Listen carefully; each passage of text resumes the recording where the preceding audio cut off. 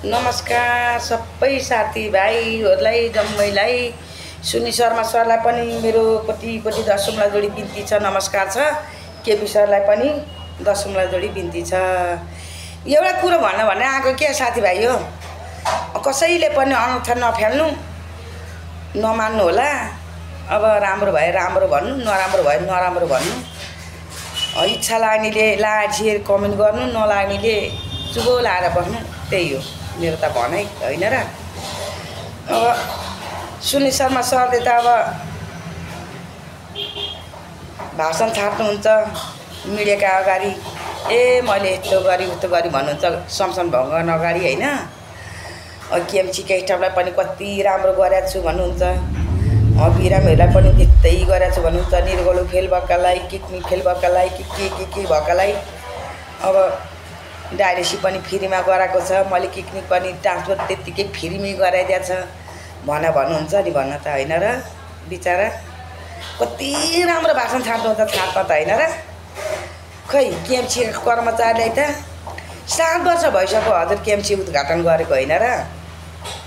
खै त कर्मचारीलाई त न केही छ न केही छ, न सेवा सुविधा छ। सेवा सुविधा पनि सबै खाइसक्नुभयो। अब मै बिरामी भएर ढली भने पनि मैले पनि जति बाहिर कर्मचारीले तिरेको बिरामीले तिर्नु पैसा त्यति नै तिर्नुपर्छ होइन र। त्यस्तो पनि हुन्छ त सर केएमसीको हालत। कर्मचारीलाई नि माया गर्नु, तलब वर्षमा बढाइदिनु, अनि हुन्छ नि हाम्रो सेवा सुविधा पनि सबै दिए पो राम्रो भनेर सबैले भन्छन् त सर।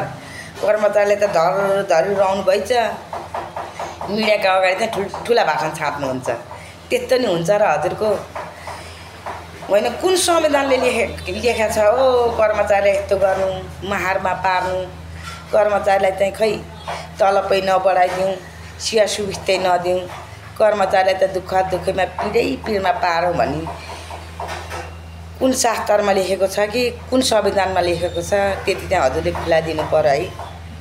हामी त साह्रै मारमा परेछौँ कर्मचारी जति, पुराना कर्मचारी जतिलाई त के हो साह्रै दुःख भयो त, साह्रै दुःख।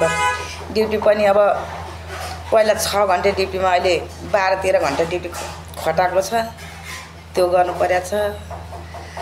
ड्युटी पनि त्यस्तै कडा छ, एक कप चिया खाना बाहिर निक्लिनु हुँदैन, त्यत्तिकै तनाव छ। बिरामी लैजा यता लैजा उता लैजा भन्छ, सिस्टरले उत्तिकै एक कप चिया खाना जान्छु भन्दाखेरि चिया शुद्ध खाना पाइँदैन, त्यस्तो हालत छ हाम्रो। साह्रै त नपेलु न हो, हजुरहरूले पनि मर जमाउनु पर्छ, के गर्नु। खानी त भातै हो, जानी त घाटै हो,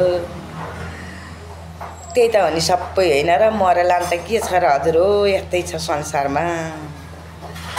एक लाको कपडा पनि बाँतले लाउँछन् भनेर फुकालेर राख्छन्।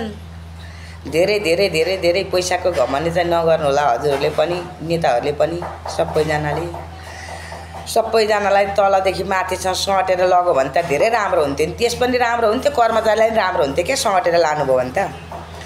हजुरले अब भाषण त ठुल्ठुलो छाट्ने, कर्मचारीलाई चाहिँ जस्तै गराउनु त भएन नि त। पहिलाको सरले त हामीलाई त धेरै राम्रो गर्नुहुन्थ्यो, पुष्पनाथको पालामा त हामीलाई त अब सेवा सुविधा पनि दिएको थियो। हाम्रो घरका परिवारलाई पनि बिरामी भयो भने पनि 1 रुपियाँ पैसा लाग्दैन थियो, फ्रीमा उपचार हुन्थ्यो, सेवा सुविधा पनि सबै पाइन्थ्यो। अनि अब पैसा पनि वर्ष दिनमा टन्नै आउँथ्यो।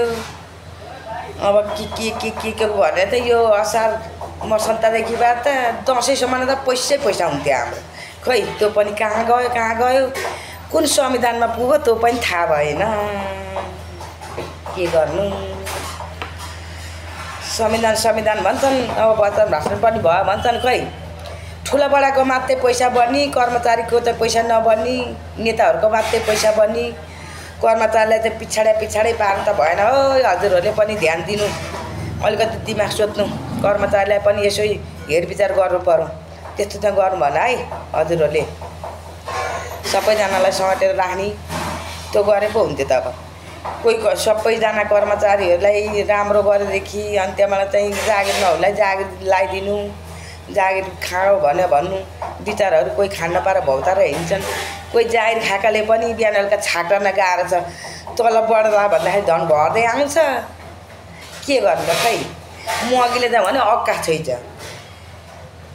1000 रुपियाँ पसलमा लिएर गयो भनेदेखि तरकारी झोलामा पैसा त्यो खोलामा भने जस्तो छ, हालत त्यस्तो छ।